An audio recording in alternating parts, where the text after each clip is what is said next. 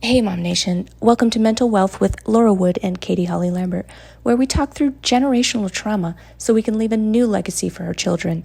Counselor Laura is with Benavieri Counseling out of Chandler, Arizona, and you can find her on Facebook, on the web, or by the link in the show notes. We hope you enjoy the show. Hey. Hello, MOMnation. And hello, Laura.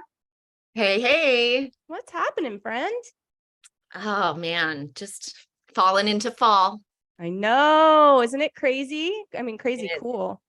I know it's really getting nice. I mean, it's funny how we're like, oh, it's only 103 today. Like, Cold let me get snap. my boots. About to, I've got a sweater, ready to do it. It's so funny. So are you a pumpkin spicer like everybody else in the world? No. No, I don't like I don't like hot beverages. It's just a weird thing about me. I don't know. I don't like hot beverages. I drink the same things year round, which is Diet Coke and, energy drinks because I'm not a healthy person, and that's okay. We all have our stuff, We you do. know. We Well, do. that's the thing. That's And speaking of our stuff, this is Mhm. the show where we talk about our stuff. So Yeah. we don't pass our stuff that we don't want to pass down to the kiddos. Yeah, we're gonna stop that cycle here. It ends now. And we're Yeah. going to change our legacy. So we're not going to leave our kids all of our junk and anxiety and depression and family trauma. We're going to stop it. And we're going to say, you guys get a new set of rules to play by here. Yeah. And you know what I love about that too, is I love how when we work on ourselves and we better ourselves, that teaches our kids to do that as well. It does. It does. They need to see when we are prioritizing wellness over productivity and wellness over, saying yes to everybody. So, Yeah. really our kids see when we're in distress and then they say things to their therapist, like, my mom always says she's so busy, but then like, she never says no when people ask her to do stuff for them. Mm-hmm. I'm like, Sound familiar? yeah, that's a thing that grown-ups do sometimes. And Yeah. so they see it, they'll learn from us. I totally agree. And we don't even have to make it like a teaching moment. It's just more of a demonstration. They kind of see us living that life and, striving to be better versions of ourselves every day. And that's really what this show's about. So thank you guys for being back with us month after month. I always say this and I feel like a broken record, but I'm always as equally surprised, I guess, as we have been doing this for almost 2 years. I know. And it's Surprised been amazing. and delighted. Yes, surprisingly delighted. I don't know. But I'm kind of excited to jump into this topic today. As you guys know, if you've been following us, we will typically pull an idea or maybe a series of posts or a specific post that has been posted in the MOMnation, specifically the Arizona group on Facebook, and we'll talk through it. We're big supporters of mental health over in that group. It's really important to us. It's a huge priority. And so we often find that there are a lot of posts that are related to mental health and, parenting, of course, and, raising kids and all of that fun stuff. But mental health is kind of like intertwined in all of that, right? And I was really excited to talk to you this afternoon because this morning an incident happened that fits right in line with our topic for today. So I have a personal story to share. So this morning, I got up and it's book fair day. So at my son's school, he's in the 4th grade. At his school, him and his class were going to the book fair on campus. And he was like, can I have $30? And I'm like, whoa, $30. Like, how many books are you buying? For what? Right? Right. Yeah. First of all, he told us that parents had to accompany students to the book fair. And this is his first year in this school. So it's possible he just wasn't sure how it worked. And so on Monday night, we trying to be on top of it. We go to school and we go to the book fair and we get him a couple of books on Monday. Well, last night anyway, today's book fair day. Okay. For the students. So he needs more money. And I was like, I looked outside and I noticed that he had not been out to pick up after our dog in the last couple of days. And that is one of his chores. He doesn't have a ton of chores. He's only 9, but he does have a few. And it's, picking up after the dog outdoors is one of them. And so I told him, I said, bro, I don't know. I already got you some books, and seems to me if you were keeping up with your chores, because we do give him an allowance when he keeps up with it. I was like, you'd have the money that you want to go to the book fair with, and we wouldn't even be having this conversation. And he kind of pitched a little bit of a fit, and mornings can tend to be a little bit hectic. So I understand, like, everybody's getting ready for school and work and doing the gym and doing all the things, and so conversations are sometimes quick. But my husband was in on this one, and fast forward, kid like goes downstairs to go do whatever, and I'm like, babe, I would love some support in the whole chores thing. And we started to get into the discussion of how I think chores are way more important than he does. And I was like, okay, a little bit of insight on how we were both raised here. But I happen to feel like chores are really important. And as I was pleading my case to him, I'm like, they teach, I feel, and please give me your insight, because obviously that's why we're bringing this up, but I feel like they teach responsibility. And they do, I feel like it teaches confidence too, because when they are successful at completing their chores, like that's cool. Like that's a reason to be proud of yourself. Right. And so then, like the wonderful spouse I can be sometime, I went on, I know, I should have totally not done this. Like Diana Eisel would be like, now, was that the right thing to do? Maybe this will be your topic for next show with her, right? Exactly. That this will be a second portion. So I hop on YouTube and I pull this video that explains why chores, like there are like 10 different reasons why chores are so important for kids, as they're growing up. And I sent it to him and I asked him, this is so embarrassing, but I'm just going to share it. I was like, so which values out of here do you not want to teach your kid? Oh, geez. Not my best moment, Laura. Sure. So I've got a little cleanup to do in the relationship department. But the idea makes sense. Yeah. Right. Let's talk chores. So why are they good for our kids? Well, like you said, you're teaching responsibility, you're teaching confidence. I do think the confidence thing is real. I think that one thing that I really overlooked as a parent when my kids were little was the sense of belonging. So so when we're contributing, we have a sense of belonging, right? Like we have a sense of like, I'm doing this and everybody depends on each other, right? Like if I don't, unload the dishwasher, then, my brother can't load it, or, I won't be able to, like those things matter. We want to help our family members feel connected and feel like we're a member of a family. And so early chores can be a way to establish that, like when they're really little and you're probably doing it together anyway, you're doing a little assembly line, like I'll fold it, you'll put it in the pile or put it in the drawer or whatever, right? Like, so those kinds of things really do teach connectedness and belonging.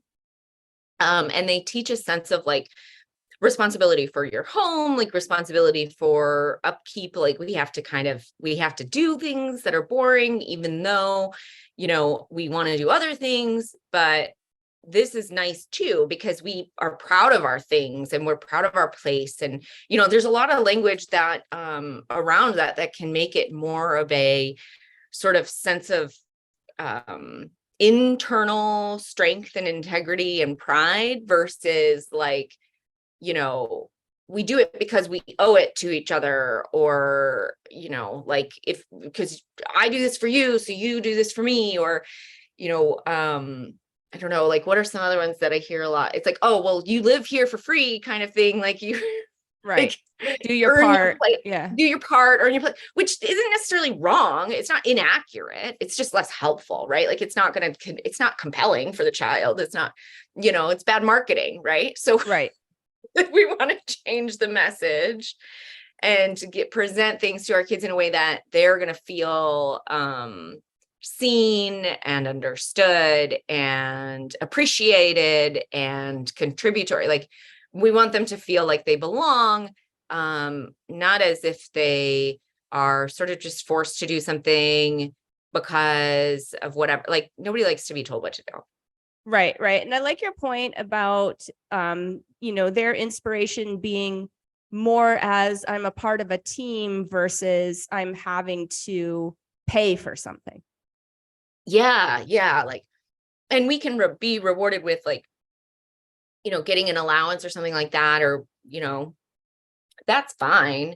It's just that the initial sense of it, right? Like, well, if you're going to live here, you have to do these things or whatever, like Right. that That's what kind I of meant thing. by pay for Yeah, something. yeah, yeah. Like I'm paying my room and board. Room and board. Yeah, exactly. And Because that shouldn't be a threat necessarily. I agree with you. And I can totally understand when parents feel that way, especially if the child's over 18. But let's face it, the child wasn't like, yo, go do what it takes to have me. And then when I get down there, I'm gonna, work because you're the one who chose to have me. But I Mhm. need to pay my way. You know what I mean? Like Yeah. that's kind of the message that I feel like that sends. Yeah, when the kid's under 18, especially, like it's really scary and harmful. Like if a kid feels like if they don't perform a certain way or like meet certain expectations that they'll be abandoned by their family, like Yeah. that's really scary for them. And like even if it's true for you, like if that's how as a parent you're feeling like, well, if my kid doesn't meet my expectations, then I'm no longer going to support them. Like, okay, that's not good for their mental health. Like if that's if that's your truth, that's your truth. But from the child's perspective, it's really, really scary because if they don't have a parent, Mm. they die. Like if we think about just instinctually, when we're little tiny babies and we're born, the only survival action that we can take is to connect with our caregivers or, scream and cry and poop on you if we think you're dangerous, right? So like those are our choices. And so like those are our survival powers. So those things never go away. We always have that inside sort of like, oh my gosh, what if I'm going to be alone? Right. We've all felt like that. And so for a kid, it's just really, really scary and it's like threatening. And so they kind of freak out and they shut down and then they become unmotivated and then they don't do anything. And then you're like, now what? Right. Yeah. Then we move into another topic. A whole other for, situation. for Right? another show. Totally. But like what responsibilities, and I know it's different, right? Because age appropriate makes sense here, but what responsibilities make sense for kids? Like what are common things that need to be done around the house that they can take care of and they can feel like this is something that I can do and do well without the supervision or the interaction of my parent? Without supervision. So it depends on how old they are until that happens, right? But what every kid can do is they can pick up their toys. Yeah. They can put their clothes in the hamper when they take them off and are, getting changed or something, right? Like, so like, let's say even if they're like 4 and they're getting ready to take a bath and they don't even dress themselves, like they can still put their clothes in the basket, right? Right. Like Right. that's a thing that they can do. They can, I don't know, it depends on what you need done or what kind of house you live in or whatever, but you could have them dust the windowsills or something. I don't know. They Maybe can wipe feed off. the dog. Yeah, they could probably feed the dog. I don't know about unsupervised if they are going to feed them depending on your dog and depending on the food. I probably used the wrong word. I didn't mean like unsupervised, like you're not there or not kind of sort of paying attention, but I mean like without your input, like without, no, don't do it like that. Okay, gotcha. Yeah, sorry. So like, you're like, are you leaving your so 4-year-old like, home alone, Katie? What like maybe goes they're on a over little there? older. I don't know. Okay, so clarification of helpful. So what they can do physically alone, but like watched by, right, to keep safe. Okay. Still all those same other things, but they can wipe the counters clean with like a paper towel or a washcloth. They can, wipe the table after meals and dinner. They can clear the table by putting things in the sink or in the dishwasher or whatever. They can set the table. I don't know if you're a table setting kind of home. I'm not a table setting kind of home. We are buffet style, right? Yeah, So same. yeah. But we have, and sometimes Jax will take out like napkins and give everybody a napkin at their seat or something. Yeah. Yeah, exactly. So that's a really good example. Kids can sweep. They can, they can do all kinds of things. Now, as far as like expectations, it's going to be the amount of times they do it, whether or not they do it, every day, or if it's like on Mondays, you do this or whatever, right? Like, so those things can kind of change over time. But the expectations of if they're under the age of like 7 or 8, we're not expecting them to remember to do it on their own. Right. That was going to be my next question, is what do you suggest for that? We're not mad at them if they forgot. Right. Right. So we're reminding them, we're setting a time, like every day at 4 or something, or 5, or whenever we get home, or every Saturday morning at 10, or this or that. This is when we do the things we're going to do. And these are the things we're going to do. So another thing about this type of expectation is not only in chores context, but I used to do this a lot. I haven't done this in a minute, but I used to do this a lot with kids who are having a hard time getting ready for school in the morning. And when they're like 6, 7, 8, 9, they're still like not doing anything. Their parents wake them up. Their parents dress them. Their parents brush their teeth. They're like, literally, they're not responsible for any morning activities. And then that becomes problematic. So one thing is that you can say like, okay, this is the grown-up's responsibility in this job. This is the child's responsibility here, right? So during morning, these are the things that mom's doing. These are the things that you have to do, right? So you wake up on time with your alarm clock. You put your jammies in the hamper. You brush your teeth or something. Mom will help you do your hair if like you have to braid or whatever, right? So mom will fix breakfast. Mom will do this. You will make sure your backpack is by the door the night before or something, whatever. So like you're so explicit in the whose job is this? Mm-hmm. Because what you're saying to the kid is, these are things that you are capable of doing. You don't need my help with that. Mm-hmm. Well, let me say that differently. You don't need me to do that for you anymore. You may need my help, which I'm always happy to offer. Right. Doing for you, helping you with, are two very different things. So when you're even thinking about chores, let's talk about like dinner time, family chores. What's mom do? What's dad do? What's sister do? What's brother do? What's mom do? What's stepmom do? What's everybody do? Whatever. Mm-hmm. If we all kind of have a role to play, that helps that sense of collaboration, and that it's not chores. It's just dinner time or morning time, or like, this is how we do things here. This is what my job is. This is what's expected of me. This is what I'm capable of. I've already been shown how to do it. Like, because that's the next step is they can't do it unless they're shown how to do it, even if it's something that we think intuitively they should know how to do, because it is so easy that you think nobody could mess this up. They can, and you need to show them how to do it, and they can still get confused, even though it's not confusing.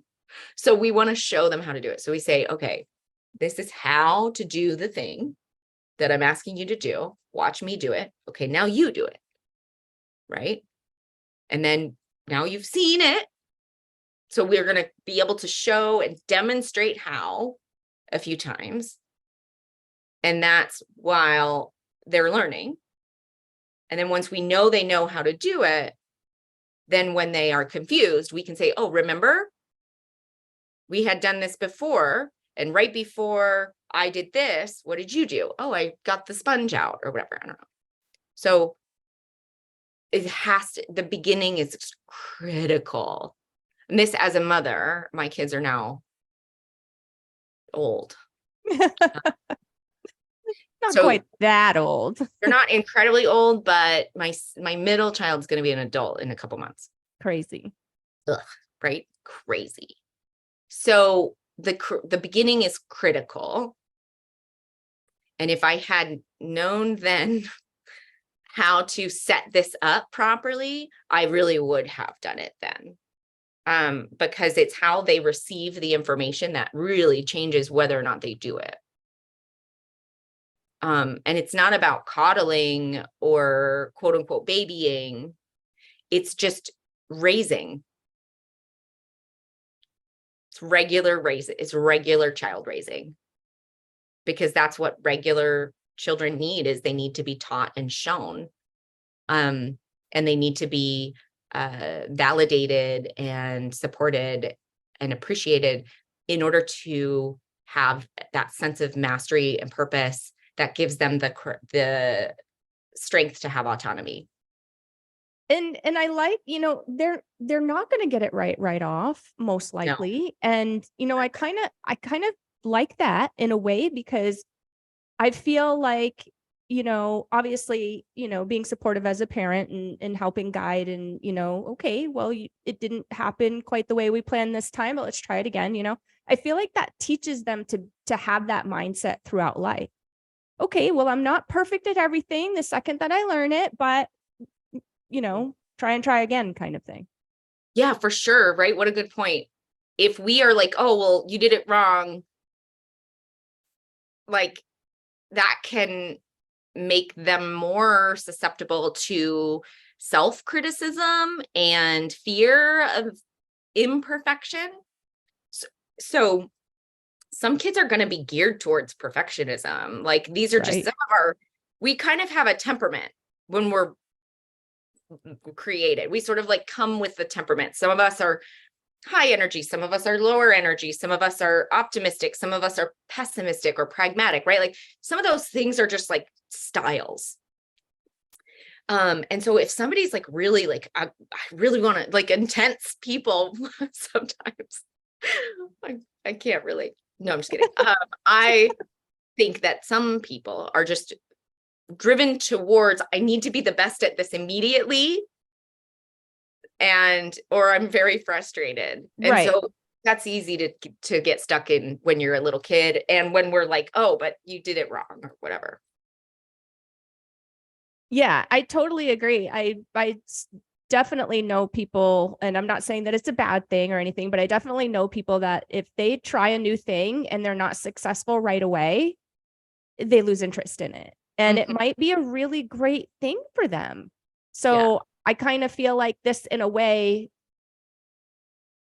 puts that mindset into hopefully repetitive motion where, you know what? Okay, I wasn't really great at it to begin with, but I just have to practice. I just have to learn more, or whatever the case may be. And I feel like that's a really good lesson for later on in life. Mm-hmm. Yeah, because I don't like the way this feels to not know and to not be really good at it, and to not feel, I feel discouraged. I feel disappointed. Maybe I feel embarrassed a little bit. Maybe I feel all kinds of uncomfortable ways. And so little kids don't really know that those feelings are not required to be fixed, right? Those feelings aren't problems to solve. Those are just feelings that are happening because of what's happening. So it's like, those are appropriate feelings. Like, I get bummed out sometimes when I don't get it right the first time too. That is frustrating. I'm teaching my youngest son how to drive. Right. So I said, do you have any extra gray hairs? The other day, oof. So I said to him when we were driving, I was like, because he kind of said this to me. He was like, I hate not knowing. Mhm. He's like, I know I'm not supposed to know yet, but it's like the worst.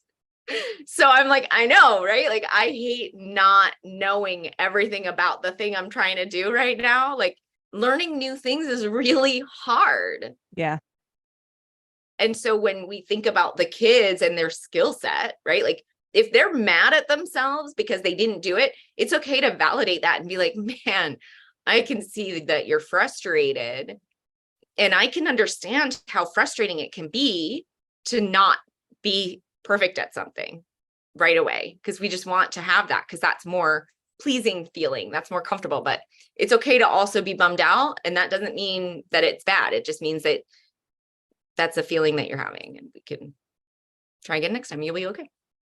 Right. But then that also gets them in touch with their feelings too, Mm-hmm. which is super important. I mean, how many adults do you see in your office or that, just in regular real life that have have difficulty with that? Lots, right? I mean, because we really often teach kids and experience the world as a place where emotions or high levels of emotion are things that are not okay to have. Mm-hmm. And that's positive and negative, right? Who's been told they're like too much? They're Mm-hmm. over the top. They're too excited. They're too happy, or they're too, it's like, well, okay, I'm regular happy. I'm a regular person, and this is a very exciting day, and I'm like really excited, right? And if I'm sad, I'm going to show my sadness, and that's okay. But we have to learn how to accept, we have to learn how to tolerate other people's distress, including our children. And so this is true for chores and reminding kids to do chores. So like, let's cut to, okay, they know what they're supposed to do. They're just not doing it because who wants to do it? They don't want to do it. They do other things. Video games are way more fun. They're so much more fun. So they're not doing it. And that's frustrating for you. You know that they're not going to do that good of a job anyway. So you're like, I'll just do it myself. You also know that inviting them down to do it would be conflict. Mm-hmm. It's not going to be any fun for either of you. It's Right. going to suck a lot to have that conversation, to have to even do that. So I'm not going to do that. Right. Because like pick your battles kind of thing. Pick your battles, but also just like, I don't want to experience the distress of their distress. So like, I'm going to avoid it. I'm not going to go approach them and say, hey, yikes, it's 3:40. And I know that we were going to do those things by 3. So, let's head down and go ahead and do it now. Right. And then they're going to be like, Mom, I hate that. That's You're stupid. so mean. My friends don't have to do chores, whatever they say. They're going to be mad. They're going to huff and puff. They're going to roll their eyes. They're going to be like, ugh.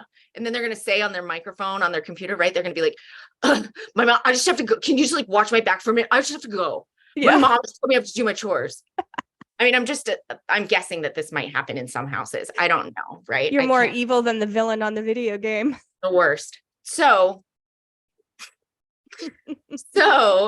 it's hard. That's hard. That is no fun. I don't want to do that after I just worked 8 hours or 12 hours or whatever hours. Yeah.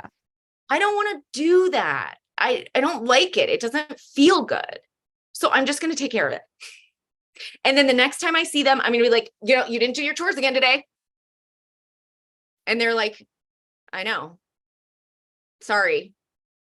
That's my favorite. I know. I'm really sorry. Like, I'm going to do better. But are they? No, because you just did why would they do it? They're like, oh, that's the worst. I hate feeling like this because I don't like when my mom like is annoyed with me, but I also like, that's not motivating to me. I'm not going to do anything about that. Right. It's not actionable. Right. And she's just going to do it anyway. So I'll just wait. Yeah. And then I'm just going to have negative self-talk about how I'm a POS and I'm trash because I didn't do this and my mom has to do it for me. And she's already doing so much because I still love her and respect her. I'm not a jerk. Right. Mm-hmm. But now I just think badly of myself because I only have one thing to do and I can't even get that right. Mm-hmm. So that's the avoidance strategy over time. It's not good. It doesn't help. So we have to let ourselves be uncomfortable, let ourselves be okay that our kids are annoyed that they have to do their chores, because that's a reasonable and normal experience for them to have. I didn't like it. They didn't like it. Nobody likes it. So we're going to get comfortable with that. And we're going to go. It's 3:40. It was supposed to be done by 3. Deep breath. Going to go. And I'm going to say, hey, it's 3:40. That stuff didn't get done. So let's go we have to do it now. And then they're like, oh, but just this. I know, but I'm sorry. No, we literally have to do it now because it was not done before. So I know it shouldn't take long. So hopefully, your game will be fine, but come down. We're going to go ahead and take care of this right now. Then you can go back upstairs and play. Right. But I can't start making dinner until this gets done. That's why it was supposed to be done at 3. Right. So because we're dependent on it, like we all have jobs to do. And so I can't do my job until you do your job. And so this is your thing now. Like you have to do this now, and I'm going to then do my thing, and everything's going to be fine. So I'm not mad. I'm just like, crap. I'm sorry that you have to interrupt this game. I wish you had planned it better. I'm also bummed for you about this game thing, and I hope that it works out for you. But I hope you don't get kicked out or your friends don't get mad at you. Like I really hope that. I want that for you too. Right. And I feel like this scenario that you just played out is teaching life skills, because then they're going to get a job at some point. So they're going to work for themselves or they're going to work for somebody else. Right. Either way, they're going to have some responsibilities that are going to need to be handled in order for that to all work out. Right. And the avoidance and someone else will do it, and the discomfort is not really going to serve them in that scenario. And time management too, right? Yeah. Like if they had done it before they started their game and had it done at 3, right? Like, or whatever time they would have, if they had done it on time, they wouldn't have been in the middle of a game when I had to go get them to do it. Right. Or in the middle of anything. I'm just speaking hypothetically. I mean, I would imagine that some parents experience what I'm describing right now, that I make it up completely. It's totally it's not real. It's not my life or anything. Yeah. So not at all. But that's right.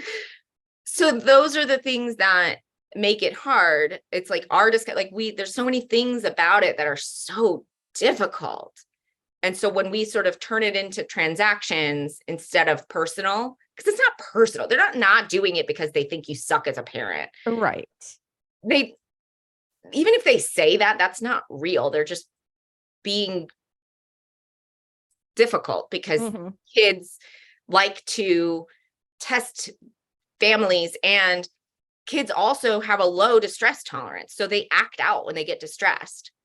They don't have many other tools. They have it's like you, when you're super stressed and like impatient and like late for everything, like that's how much distress tolerance a kid has, like all the time. Right. So it's like, yeah, they're going to lash out. Okay. And if they lash out and it's inappropriate and it needs to be addressed, then we stop after the thing is done and we have our dinner and we have whatever. And then we say, hey, I want to address what happened earlier. I understand that you really didn't want to do that. And I know that you had to get out of a game, which was frustrating for you. And it's not okay to say things that hurt other people or to say things that are disrespectful, no matter how upset you get. So that's not okay to do. And that's a good life lesson too. Yeah. And that's all, the end. And then they're going to go off. And then if it happens again, then we're going to be like, oh, all right, so what's happening for you? Because I know that we talked about this. So what are we going to do instead? Like if this is becoming a habit for you to lash out when you're upset, like we need to work through that. You need more tools, because lashing out, saying disrespectful things, like, yeah, when we're upset, we might snap at people, but that's not okay. So we're going to have to work on different ways to handle it when we get upset.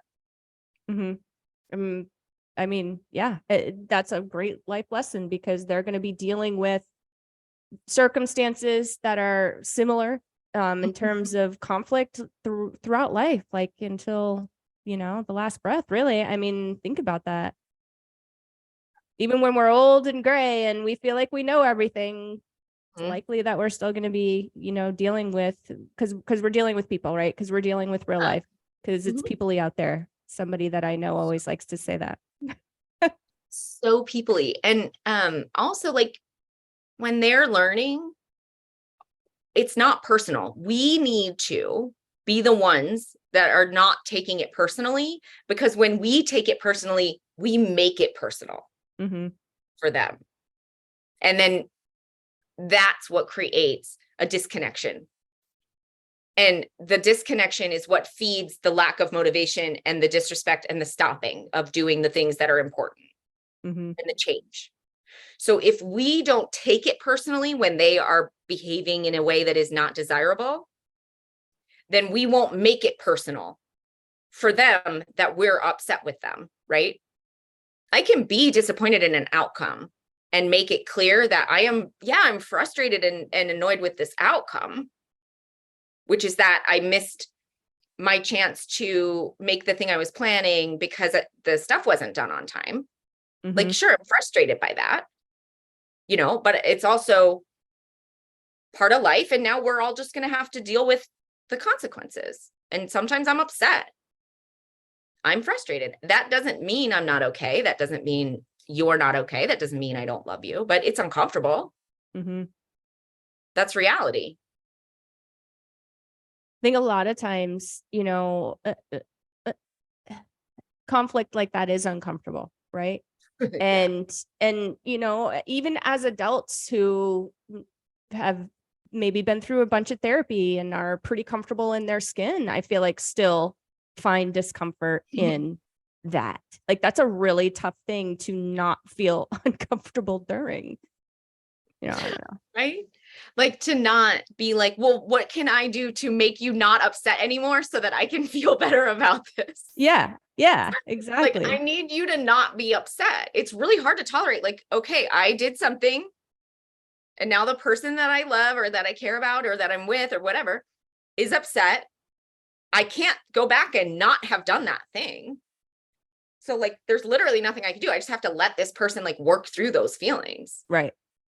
I can be like, wow, I really am so sorry. I never want you to feel this way. Like, I really see how upsetting this is for you. And I recognize how my actions led to this, which PS, no child is ever going to say. So, like, that's not real. I'm just saying, like, right. But I recognize that this is what happened. And I now know that, like, I'm a part of a gear system, an assembly line, that if I don't do my part, the rest can't get done. So I'm going to do that differently next time,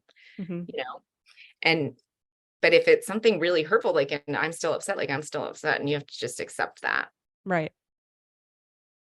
Eek. Right. Oh, parenting. So hard. So, last question for you. Do you think that incentivizing is an important piece to this? I don't think it matters. So I hate a token economy when it comes to, like, good behavior, bad behavior, because I think a lot of things about that. We don't even have time to say what I think about that. But I do think that it's reasonable to allow a child to earn a certain amount of money and be able to manage that money, right? So if they work less hours and do less things, they don't make as much money, right? Right. And then, and that's reasonable. But it should really be about, if it's that, then it's that. It's not, oh, well, since you just talked back, now you don't get your allowance. Well, I did all my chores. Well, you should have not talked back. You need to do them nicely. That wasn't part of the bargain. Part of the deal. Like, you can't just withhold someone's paycheck because you don't like their attitude. Right.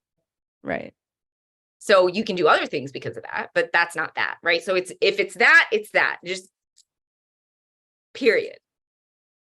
Keep one thing. Right. Deal with No the other cross stuff. pollination. Right. When we're dealing with the other stuff, it's the other stuff, and that's fine. But what I don't think is healthy or helpful is when we commoditize connection. So here's what I mean by that. If we make it so that our kids don't get to connect with us, they don't get to spend time with us, they don't get to feel loved by us because of their behavior or their performance, we're commoditizing our connection to them. I feel like that's giant. Very big and muddy, and there's a lot of nuance here. But on a baseline level, this is why timeouts are fine, but like, hey, we're going to take a break right here next to me. Mm-hmm. Isolation, go to your room by yourself in the corner for a long time, not okay. Mm-hmm. Like, the connection cannot be ruptured, or it will make the behavior worse. So if we want to get what we want from the kid, we have to maintain the connection while supporting the discipline and the teaching and the consequence. That makes a lot of sense, because once they feel disconnected from their parental figure, I feel like that snowballs into a whole bunch of stuff. And then right? So because what we learn from our parents often spills into our adult relationships with significant others, then that starts, like, what's the attachment style that develops, I wonder? Rabbit hole. I think it significantly impacts one's sense of attachment and one's capacity for attachment. I'll say that. And so when we rupture the connection by saying, like, you can't be with me if that's the way that you're going to be. Mm-hmm. That's literally like abandonment. Yeah. To a child. Like, remember, we're not children. We are adults. So we perceive these things differently than they do. So I'm saying that's not what you're saying necessarily, but that's what they're hearing. Right? They're hearing, oh, my mom, like, there's a chance that she's not going to be my mom anymore. Right. What? It's that drastic for them. Yeah. And they believe that. And so, like, we have to be careful. Like, we cannot commoditize our connection.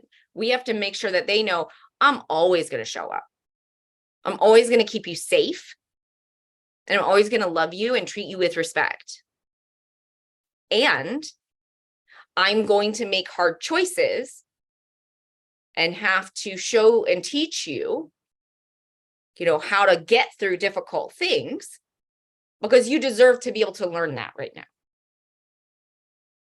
And when we're going through a hard time, that never means I don't love you and I will not ever leave you.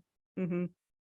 So no matter what you do or say or how you act, I will always keep you safe and love you. I'll never abandon you no matter what. I feel like that's so important to say, even just like sometimes, even if you don't think that there's a problem, because like you said, kids are not adults. They don't have that experience. They are learning, right? And sometimes they take things extremely literally, and we could be totally joking and not even realize that we say something that gets them thinking in that direction. And it just, over our head, because it was just a wisecrack or whatever, it could be just anything. So I feel like that's important to kind of reiterate every now and again, just to make sure that they're feeling connected and that they understand. Yeah, I completely agree with that. I think we really, as parents, believe that that's sort of implied. Mm-hmm. Right. Like, we sort of are like, we're shocked that they might not know that already. Right. Because for us, it's so cool. It's like duh. Yeah. And so, but for kids, they don't know that. they're terrified that they're going to be abandoned and die because they are little kids and they can't make it on the street. And so like when they are growing up and getting older, like that fear of abandonment never really goes away. Raise your hand if you're an adult and you've experienced some level of fear of abandonment. Yeah, right. Right? Even though adults can't be abandoned because they're not dependent, but that's a whole other story. We still experience that fear. That's because that fear is instinctual. It's ingrained in our brains from the time that we are human. It doesn't go away. It gets triggered again over time, and we have to just recognize, oh, that's this, but I know that they're never going to leave. Okay, so my parent is never going to abandon me. Now I remember now. Okay, good. So it's just a process of experience, and it doesn't say anything bad about you. It just says that your kid is like experiencing a trigger of fear. So you'd be like, oh my goodness. Remember, I'm never going to leave you. Mm-hmm. Got you. Right. They need that connection. Like, for instance, and I know we're getting close to time, but this is probably a great topic for another show. But there were a couple of kids in my high school class, and, looking back, of course, I was a kid too, so I didn't really know what was going on, but looking back, I feel for them because I feel like, they didn't have the best home life and they felt very disconnected from their parents, whether their parents had, addiction issues that they were dealing with or whatever the case may be. Like, there's a few that come to mind that were in that situation. And, they, through seeking a connection, ended up, maybe going down the wrong road and, connecting with people who took them in, but were taking them in for reasons that were not either appropriate or were not healthy for that particular kid. Like, what I mean? Like maybe, getting into gang life, or getting into crime, things like that. But they're seeking that connection is what it sounds like to me. And that's kind of, I'm sure not every situation is like this, but I'm wondering if, I'm thinking back to these kids and I'm thinking to myself, wow, they were seeking a connection. Mm-hmm. Yeah, we want to belong. And that kind of goes back to the beginning of like, what's the point? What's the point of them and of the chores and the responsibilities in the first place? Why are we even doing this? Mm-hmm. So that they learn things, they learn important life things. One of those things is that they do belong and that they can contribute and that they're valuable. They're an asset to the group, right? Mm-hmm. Mm-hmm. And so that's a really important thing because I don't know that every kid really knows that. Right. Does your kid know that they are a valuable member of the team?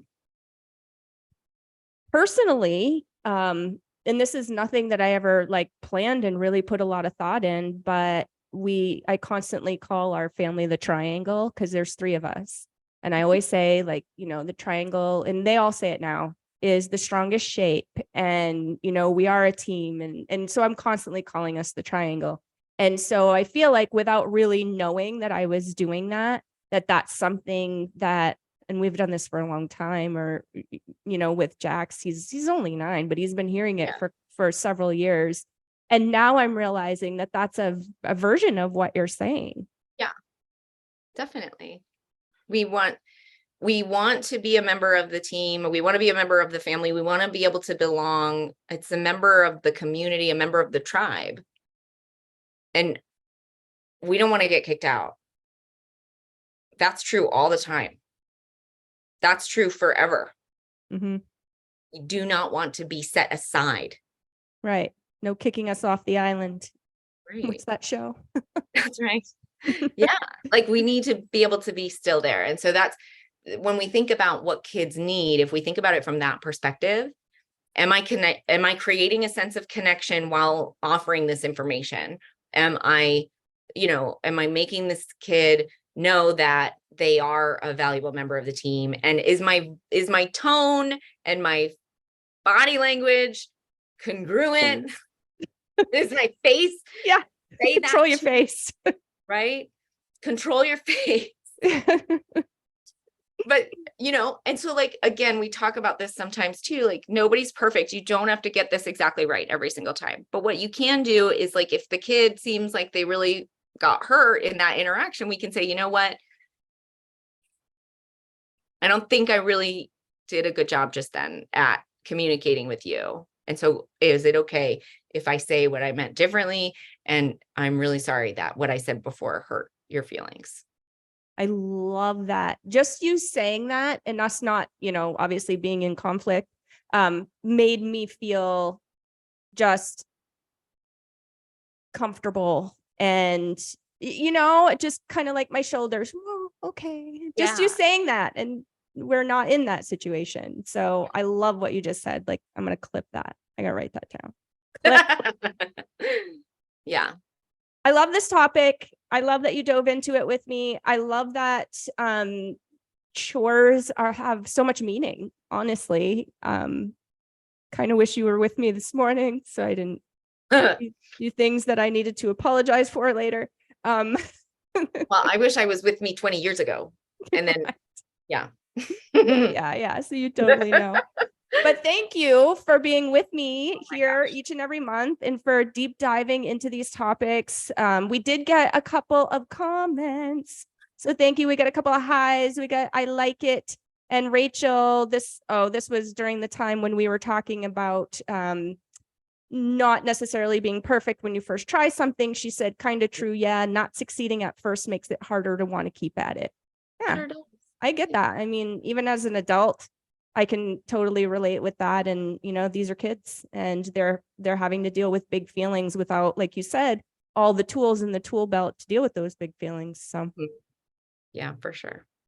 So, all righty then. Well, we will be back next month, guys. If you want to check out any of our previous episodes with the awesome Laura, I feel like I have been posting our playlist all over the place. There have been me too. There's been so many posts that our episodes have covered that I just want to share and get the word out. So guys, if you love what we're doing here, if you love what we have to say, what Laura has to say, her advice, then please share the playlist too. It is over on our YouTube channel. It is at MOMnation USA. That is our handle. Scroll down just a little teeny bit. You will see the mental wealth playlist. And that is the one that has almost 2 years of these episodes in them, just about an hour long for each one. And they're all a deep dive. So check us out there or on your favorite podcast platform. And we are MOMnation Talk Radio. Thank you so much again, Laura. Thank you for having me. Bye. Bye, guys. Bye.